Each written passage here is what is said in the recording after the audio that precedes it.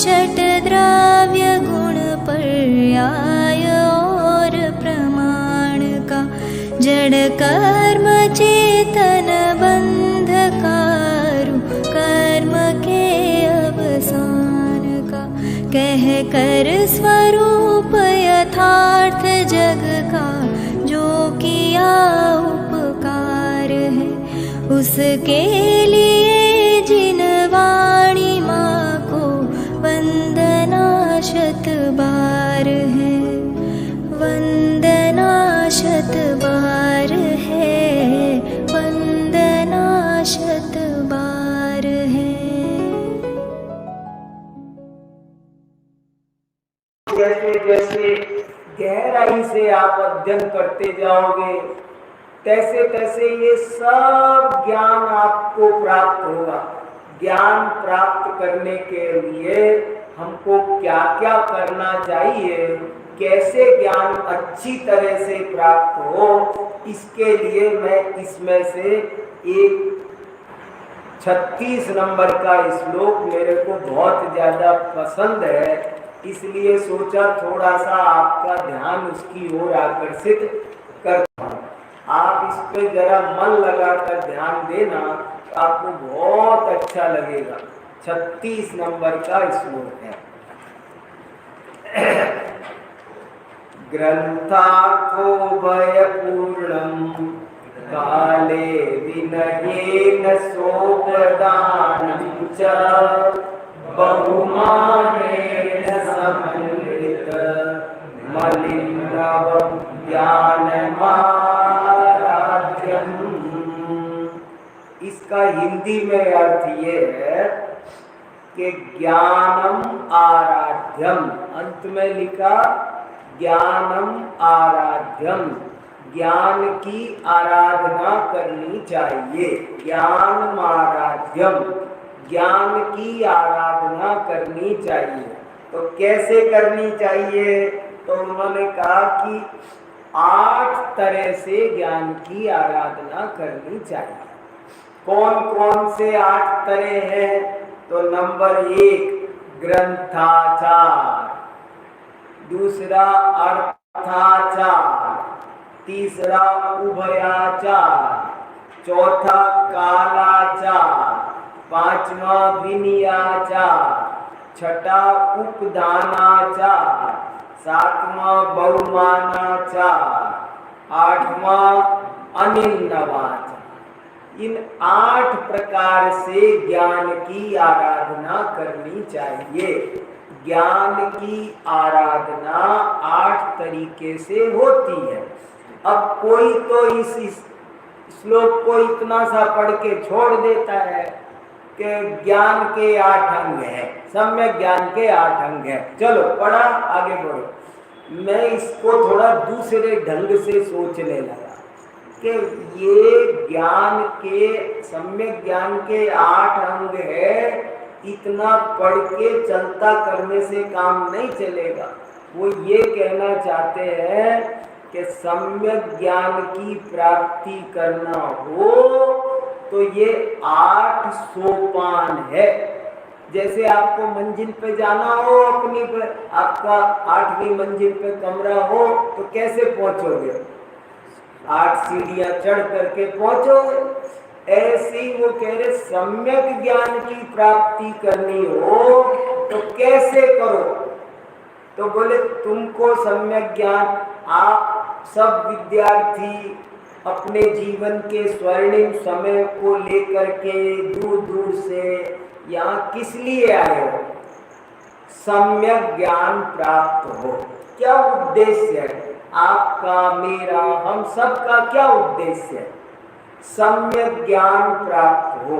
तो सम्यक ज्ञान कैसे प्राप्त हो, इस पर भी आपको बहुत वर्क करना चाहिए।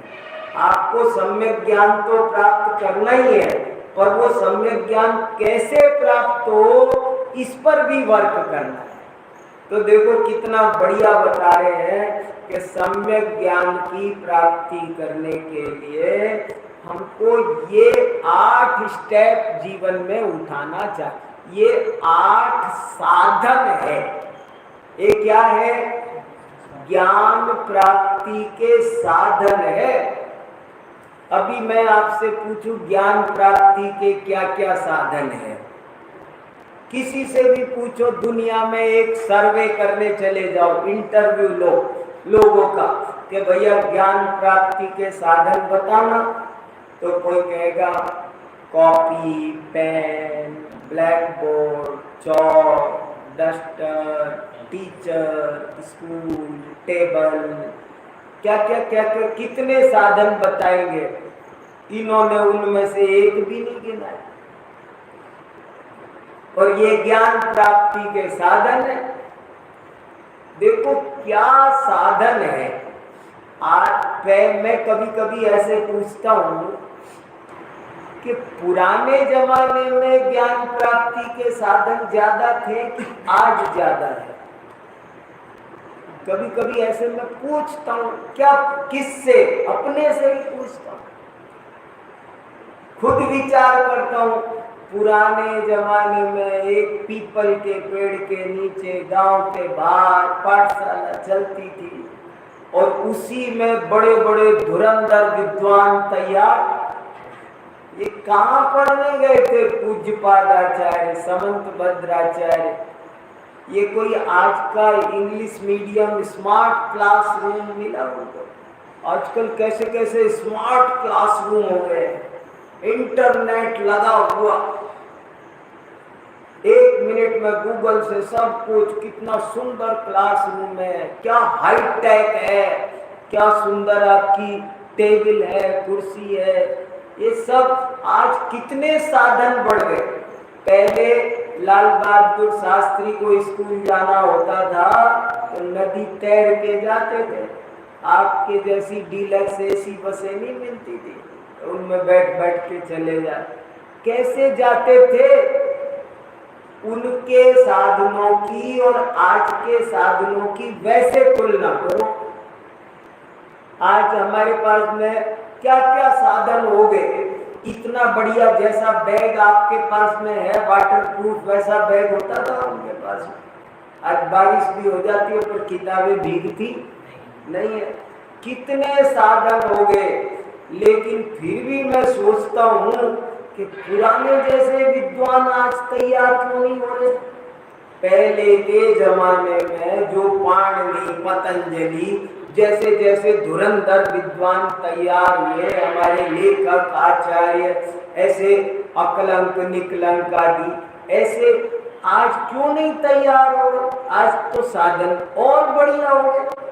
आज उल्टे बढ़िया विद्वान होने चाहिए थे ना, ज्यादा बढ़िया विद्वान होने चाहिए थे उल्टे, लेकिन क्यों नहीं होते? और ऐसे जब मैं खूब देर सोचता रहता हूँ तो मेरी अंतरात्मा से एक उत्तर आता है कि पहले साधन नहीं थे पर साधना थी। आज साधन बहुत बढ़ गए पर साधना घट गई। और ज्ञान साधनों से नहीं, साधना से प्राप्त होता है। कम कम साधनों में भी जो इनको अपनाएगा वो बड़ा विद्वान बनेगा, और जो इनको नहीं अपनाएगा वो रह जाएगा। बड़ा विद्वान बनने के लिए, बड़ा विद्वान बनना कला है, ज्ञानी बनना एक कला है। हर काम, कहते हैं ना, हर काम बल से नहीं होता, कोई काम कल से होता है। कल और बल दो चीज है। शारीरिक बल बल है, बाह्य वस्तुओं का बल है। एक अलीगढ़ का 7 लीवर का ताला लग रहा हो दरवाजे के, तो क्या करना? लटक लटक के पहलवान थक जाएगा पसीने में आदि, लेकिन वो नहीं खुलेगा। और जिसके पास में चाबी होगी वो उसको छुएगा भी नहीं ताले को, और ताला खोल देगा। ऐसी ज्ञान प्राप्ति जीवन में कला है एक, आप चतुराई से, कला से प्राप्त करोगे। ज्ञान कला जिनके घट जागी, ज्ञान है वो कला है, और वो जिसके जग जाएगी वो निहाल हो जाएगा। आपको वो तरीका समझना है।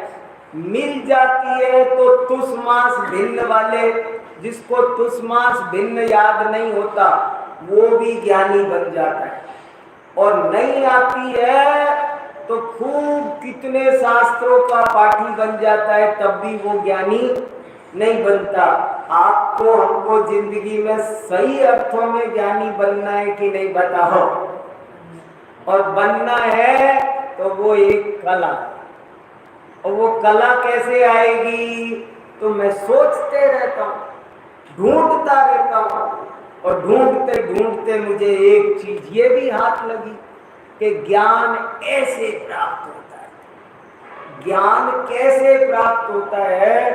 तो उसकी एक जबरदस्त कला इसमें बताई आचार्य अमृत चंद्र ने ही नहीं, सारी जिनवाणी में सम्यक ज्ञान के यही 8 अंग बताए हैं, तीर्थंकरों ने बताए हैं। सब आचार्यों ने कहा तुमको ज्ञान चाहिए तो इन 8 सोपानों से चलो, तुम बहुत बड़े ज्ञानी बन जाओ। कि क्या करूं महाराज? कि नंबर 1 सुनो तुम, नंबर 1 ग्रंथाचार, इसका दूसरा नाम है शब्दाचार, इसका ही तीसरा नाम है व्यंजनाचार। इसको व्यंजनाचार भी कहते हैं, इसको शब्दाचार भी कहते हैं, और इसको ग्रंथाचार भी। 3 नाम है इसके। और वो कहते हैं पहली में पहली शर्त, तुम जो पढ़ो उसे शुद्ध पढ़ो।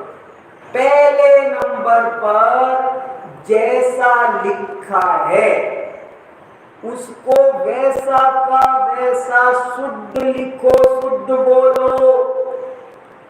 अशुद्धता क्षम्य नहीं है।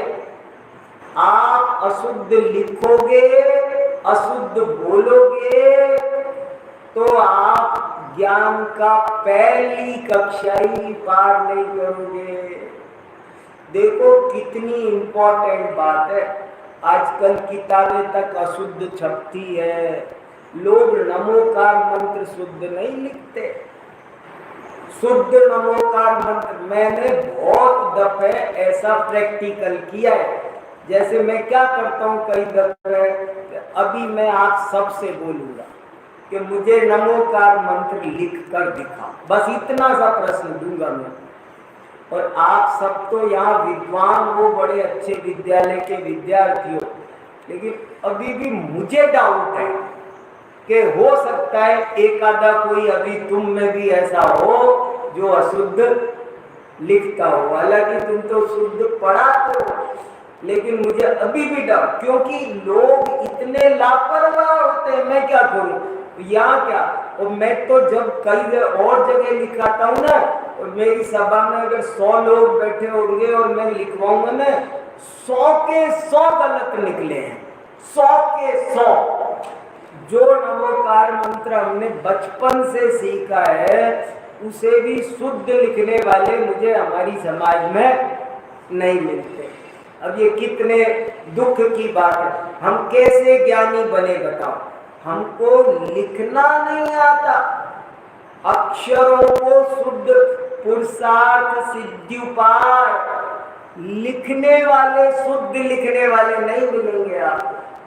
अक्षर शुद्ध नहीं लिखते हैं, खूब देखा है हमने, बहुत देखा है। अभी मैं 4 घंटे आपको बोर्ड पर खड़े होकर 2500 शब्द बता सकता हूँ। ये क्या है, ये क्या है, ये क्या है, ये कैसे लिखते हो, ये कैसे, जरा जरा सी मात्रा का बहुत अंतर पड़ता है। ह्रस्व दीर्घ अर्थ का अनर्थ हो जाता है।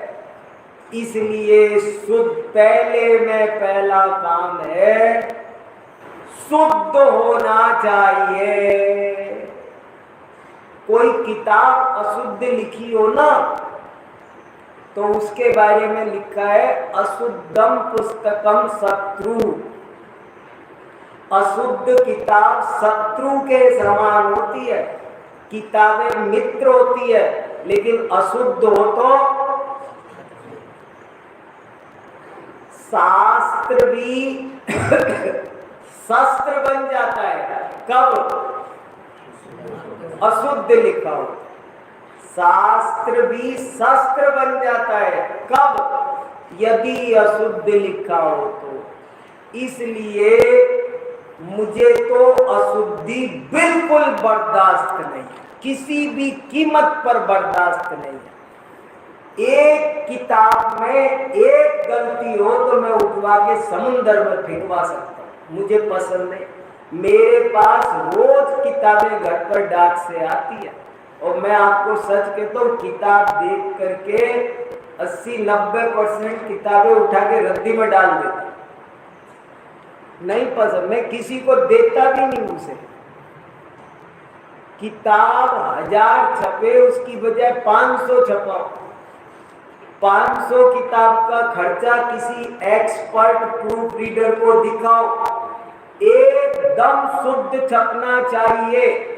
जैन समाज आज तरक्की कर जाए, एक गुण अपनाए तो सारे पोस्टर बैनर कार्यक्रमों के सब अशुद्ध अशुद्ध छपते रहते। क्या हो गया बताने? और अशुद्ध बोलने से ज्ञानावरणी कर्म का आश्रय होता है, ऐसा शास्त्र में लिखा है। अशुद्ध बोलने से मनुष्य रोगी होता है, ऐसा चरक संहिता में लिखा है। चरक संहिता में लिखा है कि जब हम अशुद्ध उच्चारण करते हैं तो नाना प्रकार के रोग उत्पन्न होते हैं। दुस्वर नामकरण का बंद होता है। आपको अच्छी वाणी नहीं मिलती। शुद्ध बोलना है, शुद्ध लिखना है, इसे हमें बहुत सीरियसली लेना चाहिए। आप देखो, अपन पूजा करते हैं ना, तो पूजा अपन को कितनी भी छोटी करने का हक है। पूरी मत बोलो, एक अर्घ चढ़ा दो, छोटी से छोटी कर लेते हैं ना अपन, लेकिन कितनी भी छोटी कर लो, सब छोड़ दो, ये भी छोड़ दो, वो भी छोड़ दो, सब चलेगा। लेकिन अंत में ये आपको जरूर बोलना पड़ेगा, यदर्थ मात्रा पदवाक्यहीनम मया प्रमादात् यदि किंचनोक्तम तन्मे चमित्वा विदधातु देवी सरस्वती केवल बोध लब्धिम। हिंदी में भी बोलते हैं, कोई हमने संस्कृत में सुनाया, अक्षर पद मात्रा से दूषित जो कुछ कहा गया मुझसे क्षमा करो प्रभु सो सब। क्यों बोल रहे हो? बहुत से लोग ऐसे कुतर्क करते हैं। हमारे भाव देखो,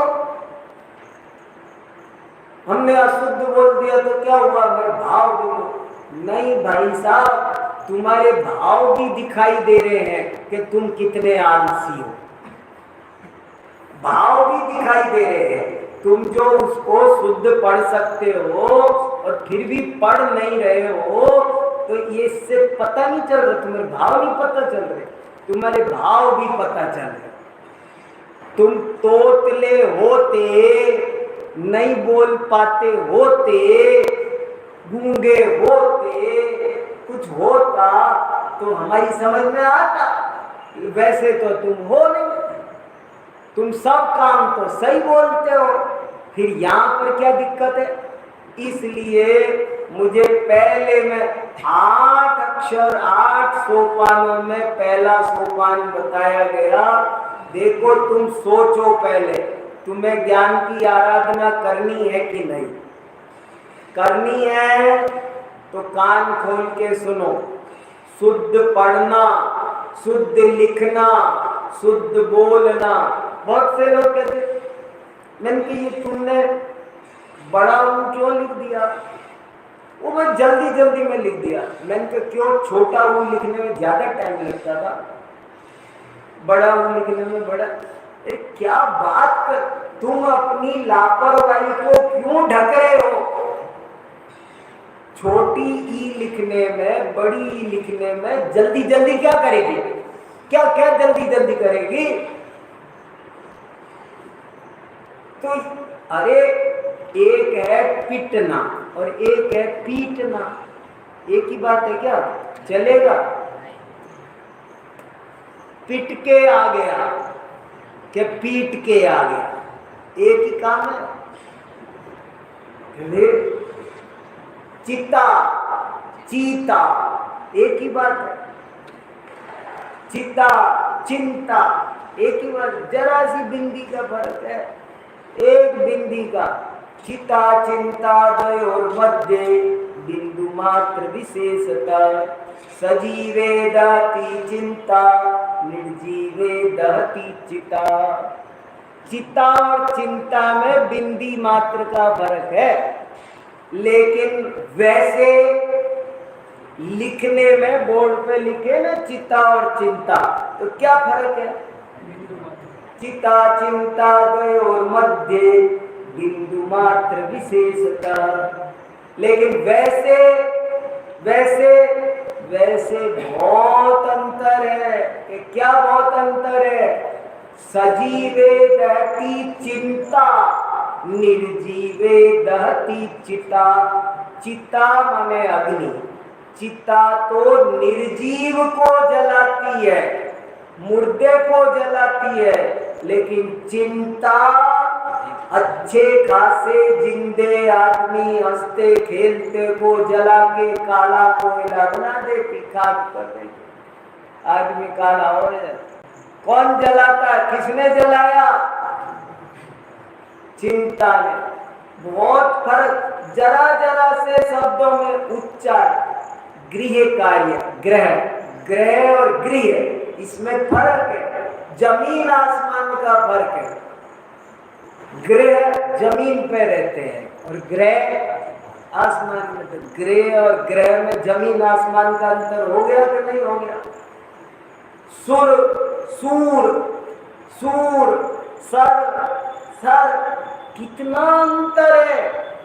इसलिए पहली सर, तुम्हें ज्ञानी बनना है कि नहीं, तुम यही समझ लो, अगर तुम ज्ञानी बनना है तो पहला काम शुद्ध सुनो, शुद्ध लिखो, शुद्ध बोलो, और इस मामले में गंभीरतम हो जाओ।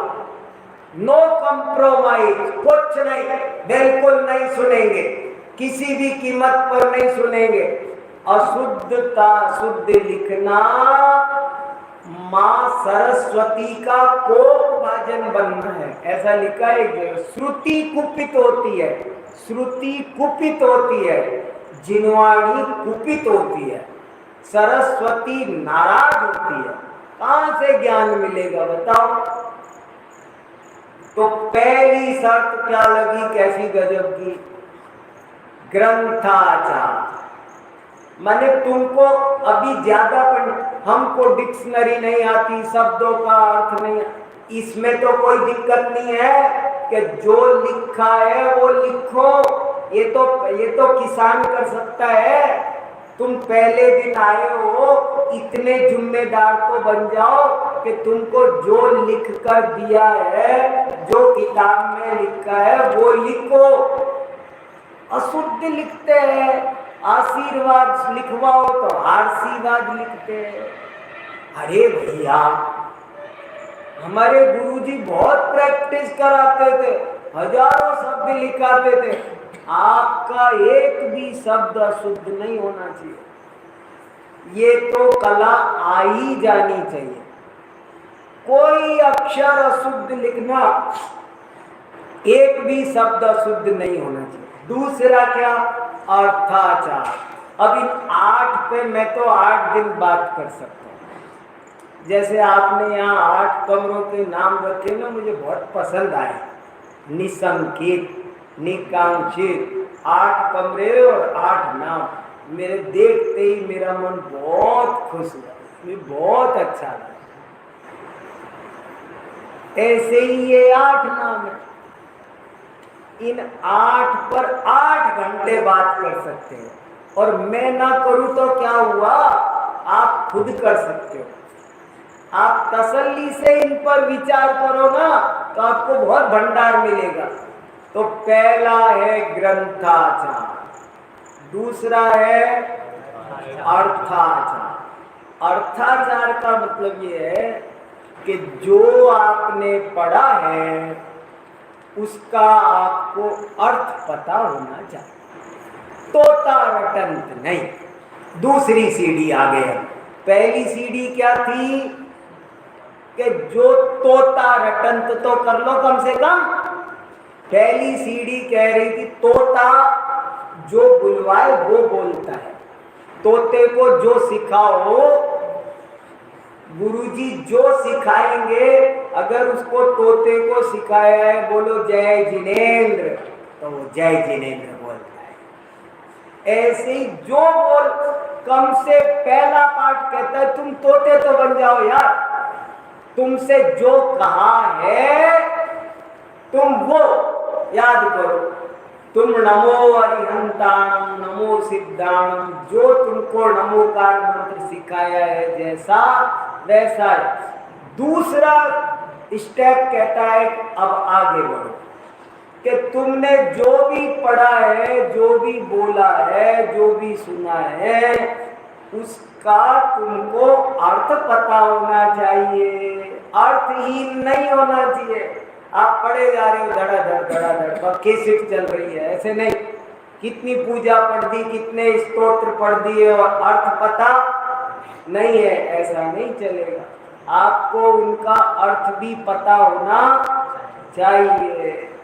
दूसरा ये कहता, इस कसौटी पर भी कितने लोग खरे उतरते हैं, कितने लोग पढ़ते हैं और उसमें से कितने परसेंट को अर्थ पता होगा।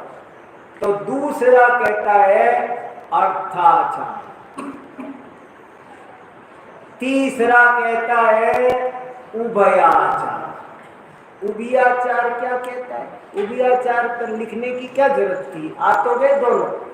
पहला आ गया शब्दाचार, दूसरा आ गया अर्थाचार। पहला कह रहा है कि शब्द सही बोलो, दूसरा कह रहा है कि उसका अर्थ जानो। अब ये तीसरा बनाने की क्या जरूरत थी, आ तो गए दोनों। नहीं, तीसरा कहता है कि कहाँ किस शब्द का क्या अर्थ है वो पहचानो, दोनों का तालमेल बिठाओ। आपको शब्द भी पता है और शब्द, मैंने कहा ना समय शब्द के 27 अर्थ है, लेकिन यहाँ समय सार में समय शब्द का अर्थ तो युद्ध भी होता है, युद्ध नहीं है। कौन कौन अर्थ फिट होते हैं, कहाँ किस शब्द का क्या अर्थ है वो लगाना। एक ही शब्द के कनक माने धतूरा भी होता है, कनक माने सोना भी होता है, लेकिन कहाँ किस वाक्य में कनक का अर्थ धतूरा है और किस वाक्य में कनक का अर्थ सोना है, ये फर्क करना आना चाहिए। इसका नाम है उभयाचार। उभयाचार समझ में आया?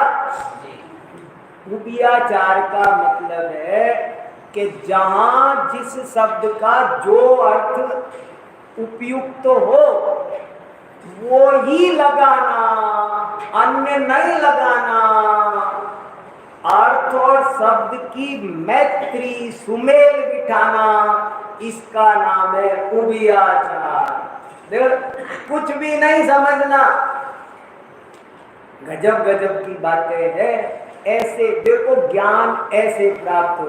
हम ज्ञान के लिए और सब तरीके, टाई लगा के जाना, बाल बनाना, जूते पहनना, क्या क्या क्या क्या धंधे कूदते हैं और सब, लेकिन जो असली ज्ञान के साधन है ये प्रैक्टिस करना किसकी?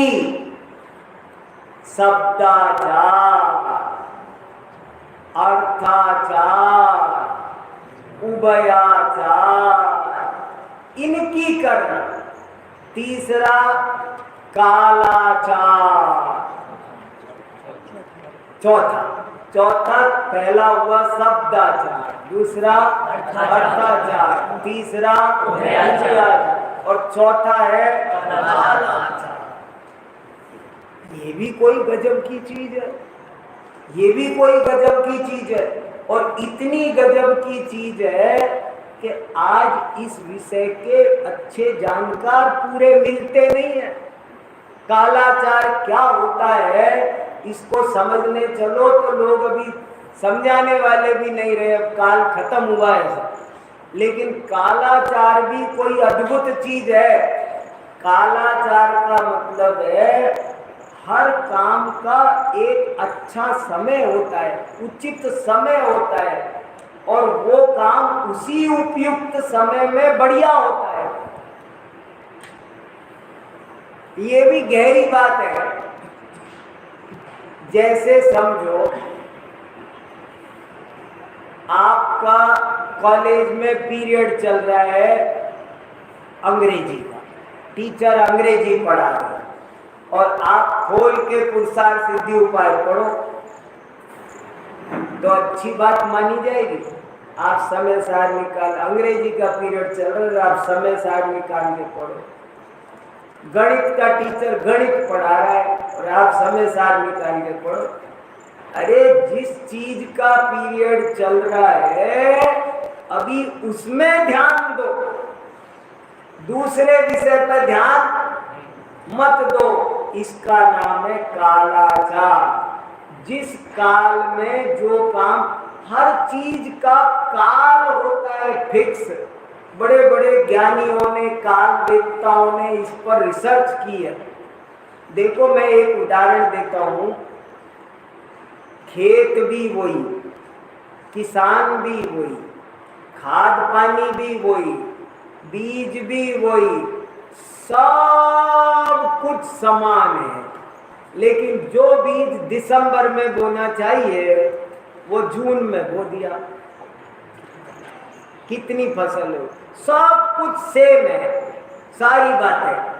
केवल एक बात का अंतर है कि जो बीज जून में बोना चाहिए था उसे दिसंबर में बोया, कितनी फसल होगी? क्यों नहीं होगी? किसान वही था, हल वही था, खेत वही था, सारे साधन वही थे, कोई फर्क नहीं किया। फिर क्या फर्क पड़ा? Time is a great factor. Time भी बहुत बड़ा फैक्टर है। 5 समवाय में एक काल कारण है, काल भी बहुत बड़ा कारण है।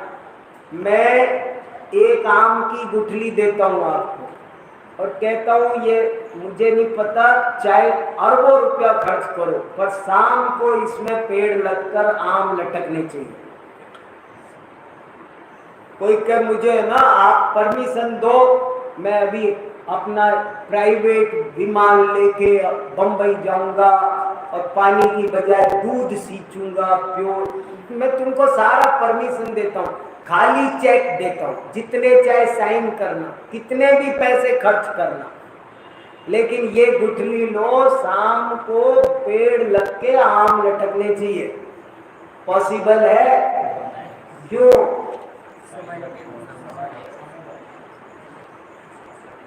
काल भी बहुत बड़ा फैक्टर है। 5 समवाय में एक महत्वपूर्ण कारण है। हर काम काल से होता है। धवला में लिखा आचार्य पादमाचष्टे पाद शिष्य स्वमेधया पाद स्व ब्रह्मचारी पाद काले न पच्यते। 4% ज्ञान गुरुजी देते हैं।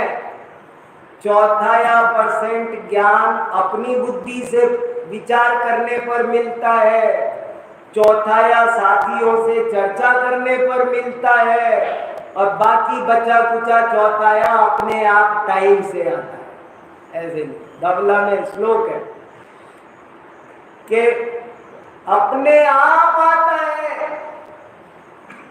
तो ये कला है। इसलिए कालाचार भी एक बहुत बड़ी चीज है।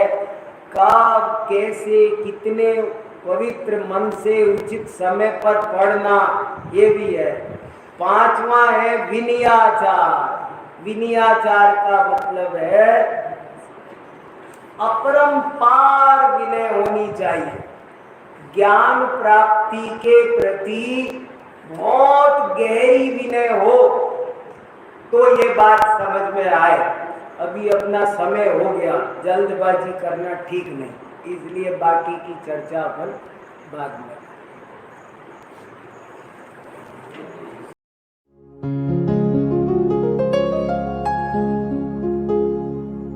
निज निधि निज में बताए, यह अनंत उपकार है उसके लिए जिन वाणी माँ को वंदना शत बार है, वंदना शत बार है, वंदना शत बार है।